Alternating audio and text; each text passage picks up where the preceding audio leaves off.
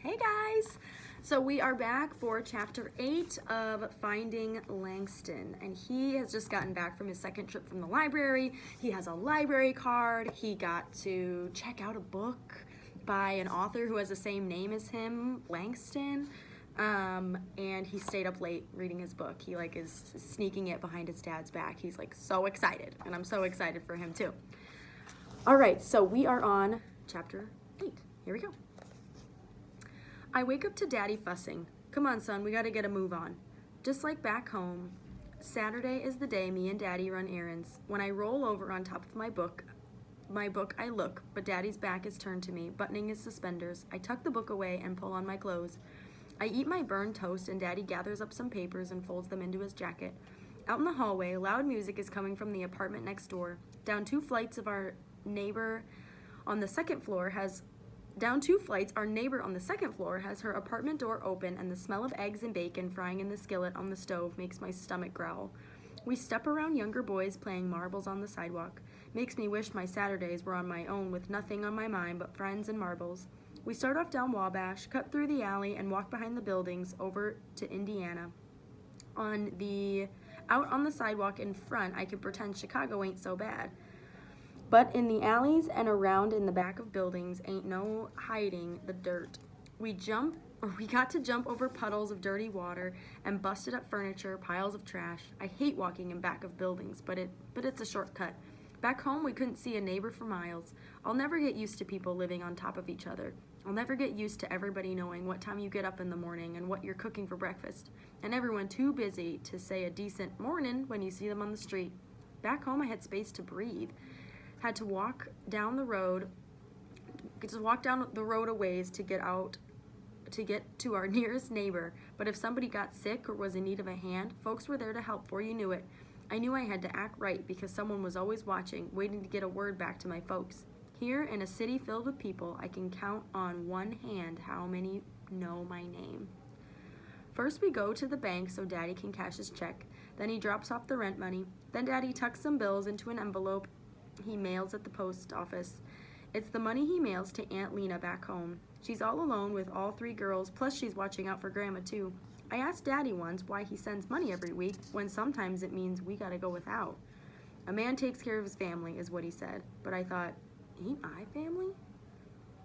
I don't mind being outside running errands, even with the days getting colder. Can't stand being cramped inside with nowhere to turn and missing Mama hanging between me and Daddy. Makes our small apartment feel like a closet.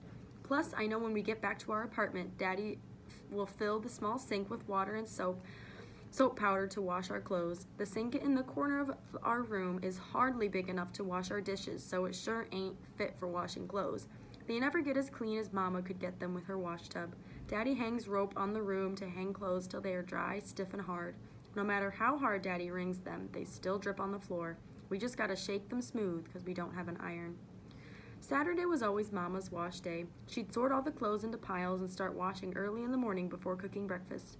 Once we got up, she stripped the sheets from the bed and washed them too. It would take near the whole day to wash, hang the clothes out on the line, and iron them, but I loved the way the house smelled clean with the wood polish and soap. And on Saturday night, after my bath, when I lay in my bed, my pillowcase, worn thin from washing and sun, smelled sweet. Wow, imagine doing laundry like that all day. That'd be rough. Our last stop is the fish market. Line is out the door, but we line up too, making our way to the counter and leaving footprints in the sawdust on the floor. Daddy likes to have fish on Saturdays, like Mama cooked up back home. Fresh porgies dipped in egg, a little cornmeal and flour, and fried in a big pot of hot grease till they were golden brown and crispy on the edges. Time Daddy finished eating, nothing but a pile of bones left on his plate. Mama would boil vinegar on the stove later to get rid of the fish smell, but Daddy don't bother about the smell in our apartment. And his fish don't taste nothing like Mama's, but I eat it just the same. Mama used to smile as she watched the bones pile up on our plates. She'd rub Daddy's back as she sat at the table, talking non-stop when our mouths were full and keeping an eye out to make sure we had enough. Tasted so good, I didn't stop eating till I felt sick.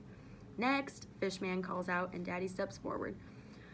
Pound of porgies, Daddy says, head and tails on. Country, somebody snickers from behind. I think it's one of the kids from school till I turn and see only grown-ups in line behind us. I look at Daddy, don't think he heard because he doesn't say anything and doesn't turn around. Do you think Daddy heard it? I don't know. The fish man hands him the fish wrapped in brown paper. Out on the sidewalk, I say, ever make you mad when people call you country? Ain't no shame in being from the country, Daddy says, not slowing down. At school? I start, but I can't say it. At school what? Daddy asks. Nothing, I answer. We're just about at the 4th floor when I see Miss Fulton coming out of her apartment with her shopping cart, and my chest gets tight. I'm so tired from staying up late last night reading. I just want to get into bed and close my eyes. Afternoon, Miss Fulton, Daddy says. Afternoon, Henry, she says back, sweet as can be. I ain't seen Daddy smile this hard since we moved to Chicago. Langston be happy to help you with your cart.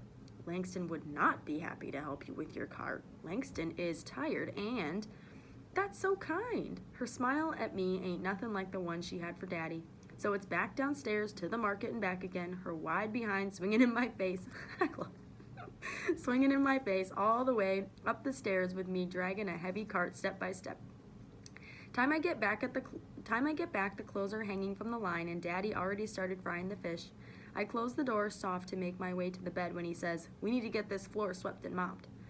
I get the broom from the closet and start sweeping. As the pile of dirt grows bigger, I keep thinking, I'm never going to stay up late reading again.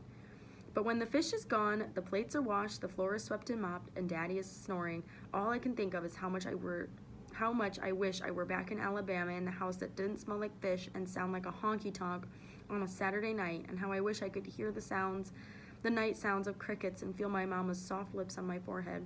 My eyes are heavy, but I still pull out the book from my hiding spot and read. Here's the book again. Folks that come up north because they told me day north was fine. I come up north because they told me the north was fine. Been up here 6 months. I'm about to lose my mind. I'm not the only Langston was lied to. North is not fine for Langston. Both the Langstons. Every Sunday morning we walk down the block to church. Not like the church at home, painted white with pews inside. This church got a sign painted out front that says, Praise Tabernacle. Daddy and I sit all the way in the back of the church that don't feel nothing like a church or like a store, but the folks inside are dressed up like church folks and praising like church folks, jumping from their seats when the music gets good and the preacher gets to preaching loud, with hats so tall I can barely see up front, but I can hear the preacher shouting from the stage. Daddy brought along his Bible, so we read Proverbs 3:5 along with the deacon scripture reading. Trust in the Lord with all thine heart, and lean not unto thine own understanding. In all thy ways acknowledge him, and he shall direct thy paths. Daddy used to read his Bible every night after supper. Since Mama died, only time he picks it up is Sunday when he heads to church. Got a feeling we're here because he feels Mama would have wanted it for me. But his heart ain't here, and neither is mine. It's like our faith got buried right along with Mama, and now it's covered over with dirt and a tombstone back in Alabama. That is the end of chapter 8. So we learned all about their weekend routine, which I hadn't even considered. So now we know what they do on the weekends. They work pretty hard from what it seems like. So anyways, we'll be back with chapter 9. Bye!